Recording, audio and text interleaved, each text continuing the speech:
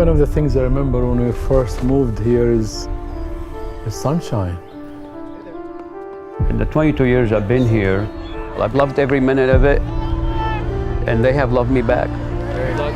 Good luck. Victoria has been very good to us, raising our children in this town. I don't think we have had any disturbing kind of relations with anybody. 90,000 people living in this county. We're still a rural area. There's always been racism, and it goes way back. American people were being blown up, shot at, whatever, by Muslims. It's one of the reasons that Trump got elected. He promised that he would do something about it. At 2 a.m., I got a call from our imam. He was crying. He said, "Our mosque is on fire." Please God, let it be an accident. It was no coincidence that the fire was on the night of the travel ban. 25-year-old Mark Vincent Perez will remain in detention after learning about his possible connection to the mosque fire. And this, ladies and gentlemen, is a hate crime. I just never thought that somebody who's classified as a minority like us would carry on such an act.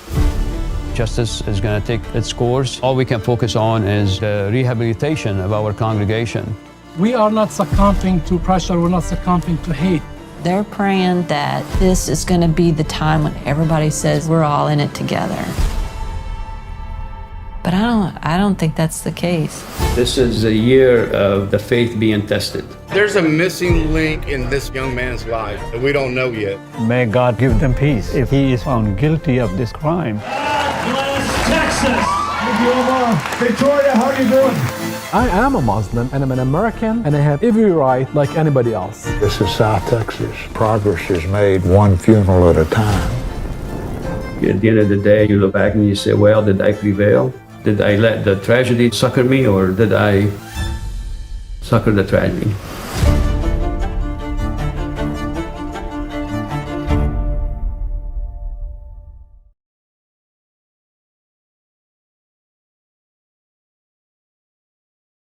That was the trailer for the PBS docuseries, A Town Called Victoria.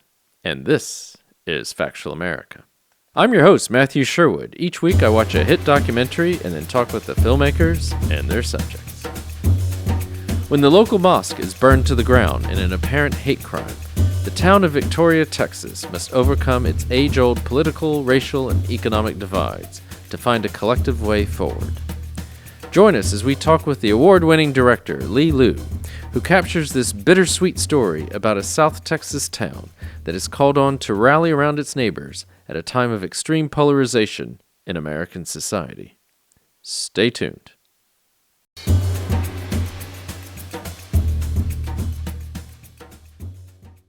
Lee Liu, welcome to Factual America. How are things with you? Doing pretty good. It's a nice, great day here in Los Angeles, so I'm enjoying the cool weather. Well, sounds great. We're here in rainy, cold England, which shouldn't surprise anyone that it's rainy and cold. And we're talking about the film A Town Called Victoria, released on PBS this week. For those of you listening, who knows when? That's mid-November 2023. You don't have to be in the U.S. to see it. It's you can various different streamers have it. It's available there. You can go to the PBS apps. We in the U.K. actually on Freeview get PBS America, so it might be showing up there. Yes, welcome and congratulations for getting this film made and released. Thank you so much. So, as mentioned, it's a three-part doc, Town Called Victoria, and we usually start off asking our guests, what is the film about? So maybe you can tell us, Lee, what is A Town Called Victoria all about? Give us a synopsis. Sure. So A Town Called Victoria is a 3-part docuseries that's about the arson of the Islamic Center in Victoria on the night that the travel ban was enacted in 2017. So when this had happened, it kind of captured international news and went viral because of the timing of the travel ban and all the news around that at the time. What the world didn't expect, though, is that the next day, hundreds of people showed up at the site of the still smoldering mosque to hold a peace rally, a prayer rally, to say that we put our arms around you in this moment of trauma and we love our Muslim neighbors. And that story became even bigger than the fire itself, that there could be this kindness, this sense of neighborly connectivity and solidarity from this South Texas town. For me, though, I really started to ask some questions, even though I was so heart warmed by sort of what had happened with the rally and the reaction. A part of me asked the question, how long will this last? Because I grew up in the region in a town about an hour and a half away. And I too share a great love of being Texan, but with the stark reality of the history and the social dynamics of the place. So the series really talks about the aftermath, follows the trial of the arsonist, and also includes the very arduous road that ultimately did happen to rebuild the mosque. Okay. And for transparency's sake, I too have South Texas roots. I was born and raised in San Antonio, and I've been to Victoria many, many years ago, probably about the time some of your subjects actually were moving there. So, but maybe you could tell us a little bit more. Tell people, most people won't know anything about Victoria, Texas. What is it a tip? Is it your tip? Don't let me, your view, and you've been there more recently, obviously. Is it your typical American small town? How would you describe it to our listeners? I think what's so interesting about the show is that people see that Victoria is basically a microcosm for every community in the country, big and small, in a way. Yeah.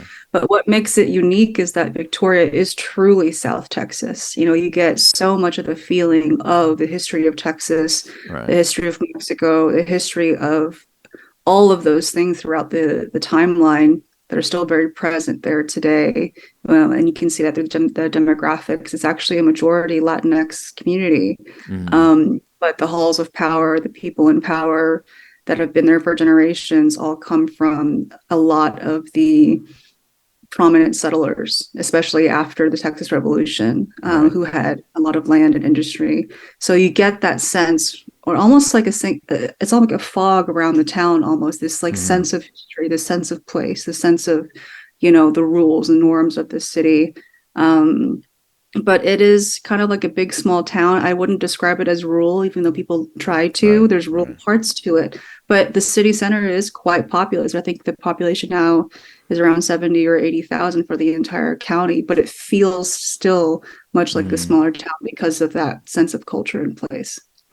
And as you say, in many ways, not much has changed. But then while other things certainly have, I mean, you certainly didn't have any Muslim families there 40 years ago or more, did you? And so you've also had this community move in that was not there within most people's living memory. Yeah, I mean, there's been different waves of migration from the Middle Eastern countries or even the South Asian countries.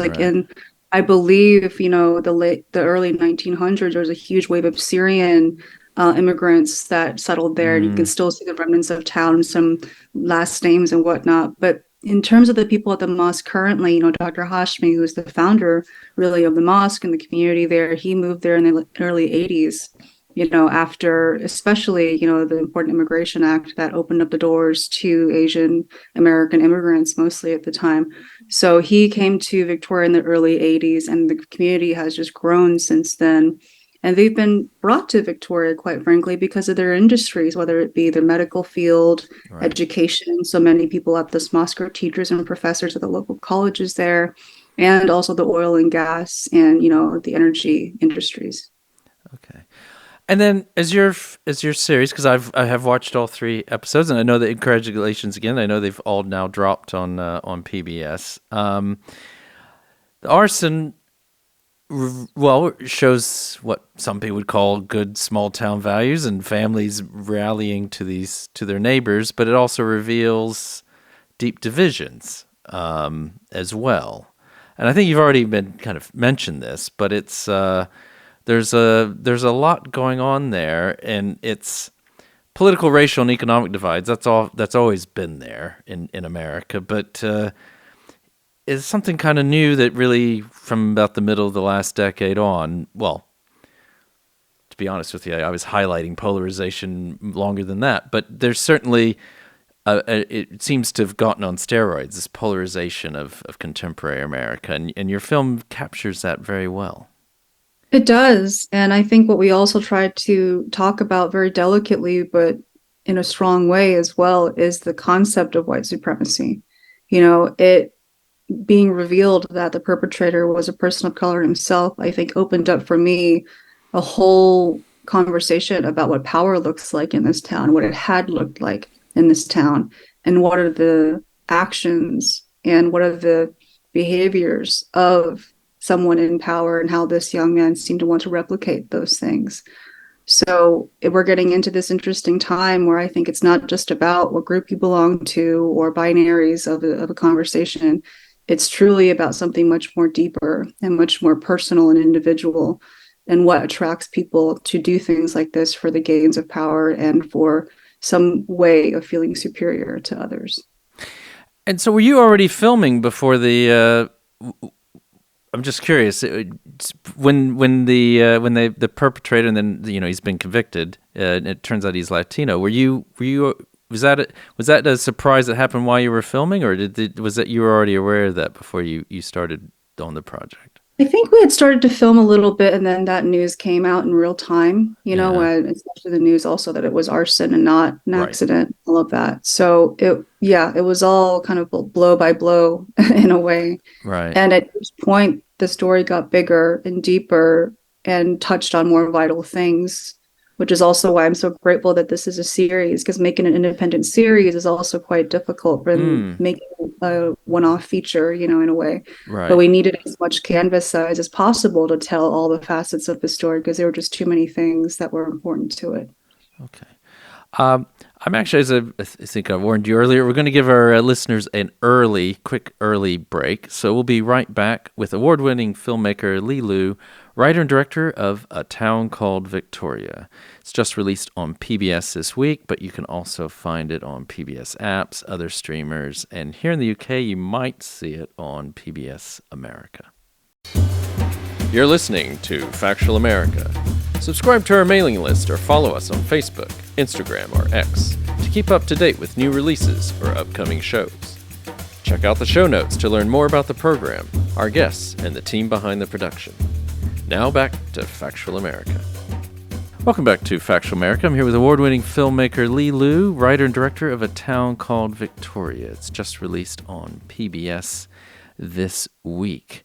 We were talking about this film of yours, and that it's great that you had 3 episodes at least to work with to capture everything. It's for something that seems so, pardon the phrasing, but black and white in terms of an arson and a hate crime. There is all these subtleties and nuances as well that you are capturing with your film, and the different communities and how they all react. And there's elements of even, how we even deal with potentially mental illness and things like that. There's so much. It's quite a canvas that you've painted and woven in your series. Yeah, I think it became very apparent, like, how can you talk about this without talking about masculinity and then patriotism and then mental health and all those things wrapped into one. And I think that's what I'm most proud of, is that we show a complex network of themes and issues, but they're not complicated. It's very clear to see the ingredients. It just takes the time for us to really sit with those and carefully dissect them. And that's the conversation that me, even as an audience member in this world, or just a citizen, I want to have more nuanced conversations and more nuanced stories that do take a deeper look, because I know the world I live in is not binary or simple. So I think it was a challenge for us to provide that for folks in this time. Okay. And when and how did you become involved with this story? Well, I grew up in a town nearby, about an hour and a half nearby. And so when the fire happened, it was just an incredible slew of friends texting me, social media posts, and people that had deep connections to the community in Victoria that were friends of mine from growing up. So immediately, I was just heartbroken and shocked that this was happening in our collective backyard Right. in a way. And so it was really for me something quite personal. And also as a Texan myself, like, I have very complex feelings about, my own identity in a way. I love that I am from that region. I adore the sense of neighborly spirit that comes from being a Southerner and a Texan. But there's also, as I said, edges and realities that being a person of color and a woman of color, includes when trying to survive in those spaces. And I gather, in doing some research, you have, well, you've already said, but you certainly have your own immigrant Texas story to tap into. I mean, how did that inform your approach? And then maybe even, what is it like growing up an immigrant in the U.S., but more importantly, Texas? Well, so much of my upbringing was parallel to the families in Victoria. That made us very close as just, human beings and eventually friends. So many of the reasons why my family chose Texas as well as a place to settle had to do with the offer of what Texas has. It has the land, it has the resource, it has the opportunity for you to have the dream of, having a house with a backyard and to grow your family even, My brother was born in Texas, and so much of that became the connective tissue between my experiences coupled with theirs. And, what was it like growing up? It was hard. It was beautiful and wonderful because it was at a time where there was so much diversity in my hometown, and the region now is mostly non-white in a way.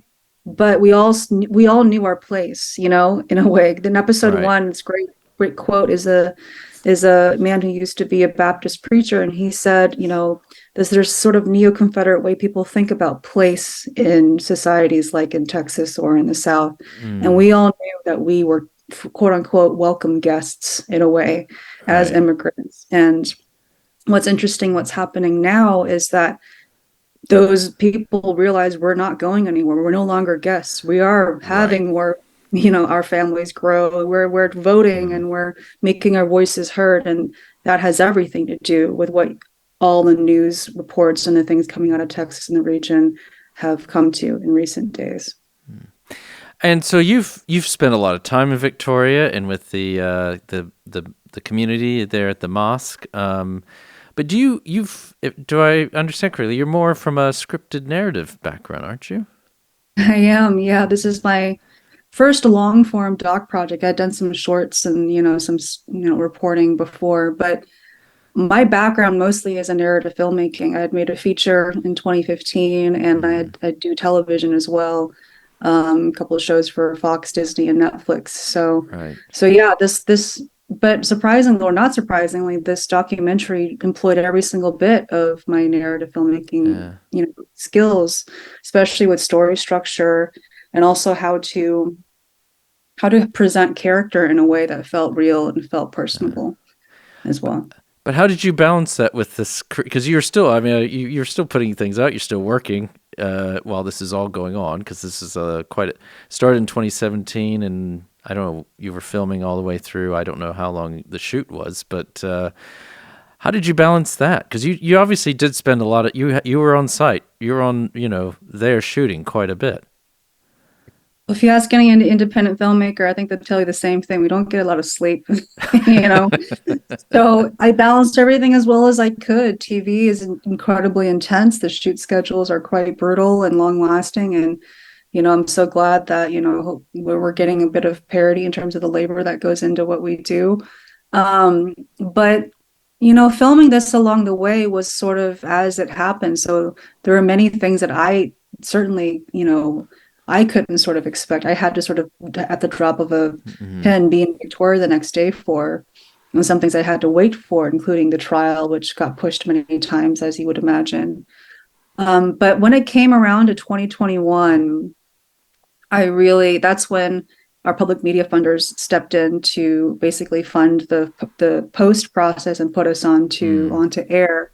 So that from then on out, I was full time on this project. So I didn't do any of my other work where, in my narrative sense, I fully committed to being with the editors and the team every single day. This was 3 years of 5 days a week, 10 hours a day type of work for us and our staff. So it was a lot of hard work.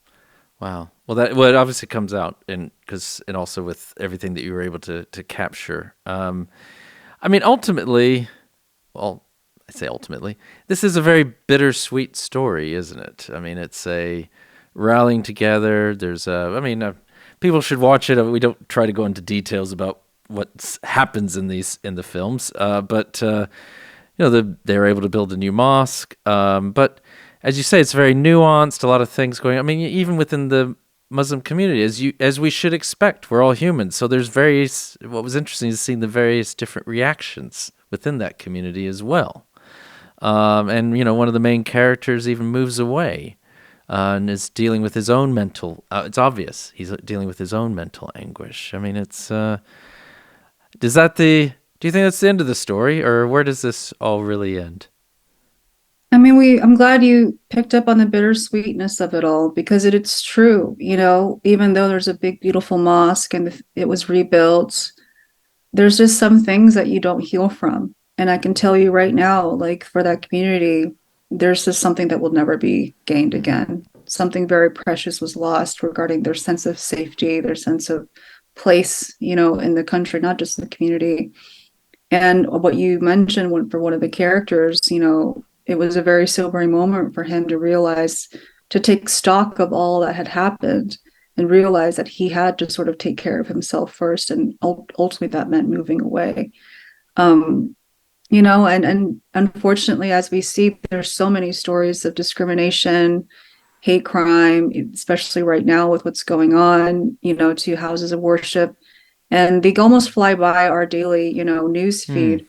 But I hope what the series shows you is that there are real people out there who are hurting and will hurt for quite some time. And it does, if anyone can just take one moment of their day to reach out to someone to say, I see you and I care about you, that can mean the world to someone like that right now, especially. So I think there's a sweetness to how people can contribute towards their community, be a good neighbor, and gratitude for all those actions. But the bitter to all of that is the internal struggle and turmoil that does come and stays with you forever after something like this happens. I think those are some good words of advice. I would only add is maybe just turn the TV off now and put the devices down every now and then and stop watching the news and just listen to our neighbors and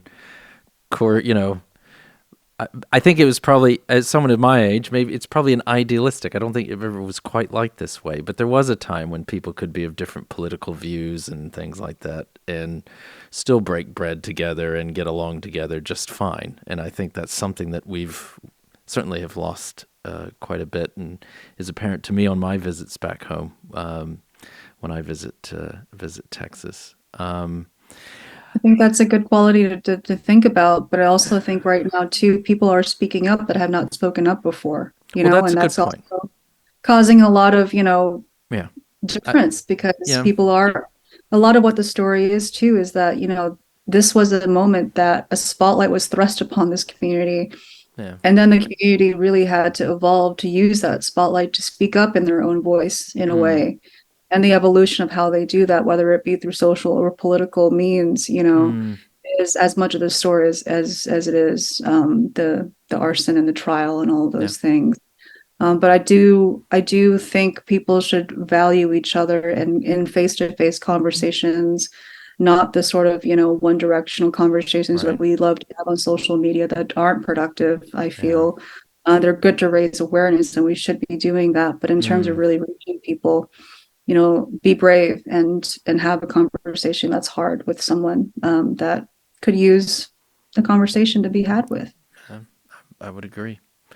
In terms of the, as the way it's shot as well, it's very, some great imagery in this film, the docuseries, and very, very sort of poetic in places, I would say. Now, I did pick up that Halyna Hutchins was DP on the first episode. Is that right? The woman who tragically was killed on the set of Rust. How did her camera work set the tone for the series?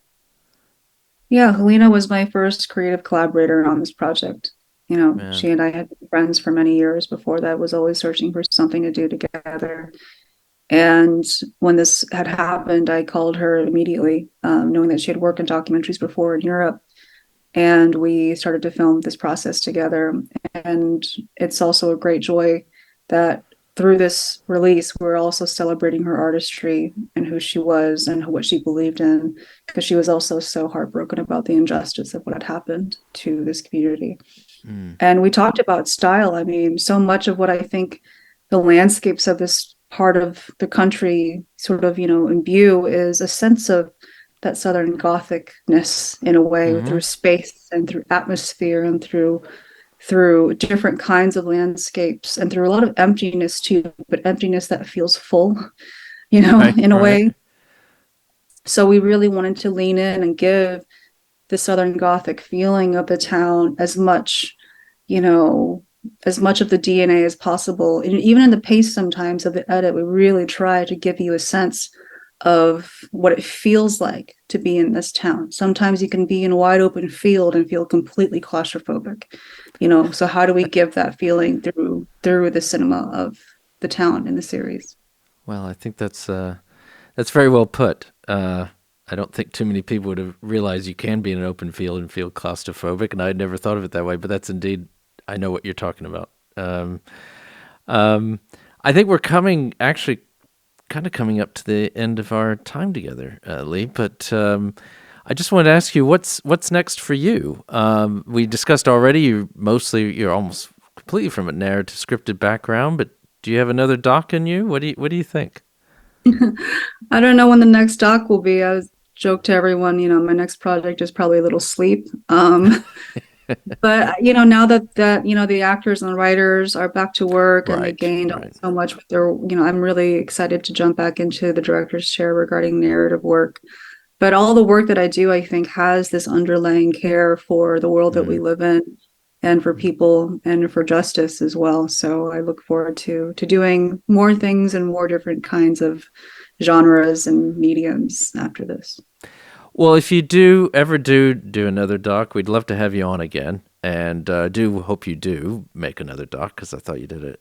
We really enjoyed this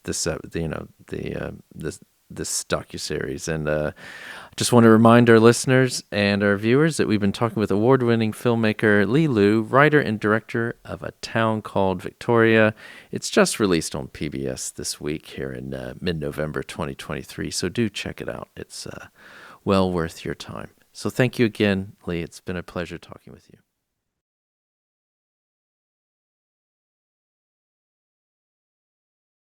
Thanks again for joining us on Factual America.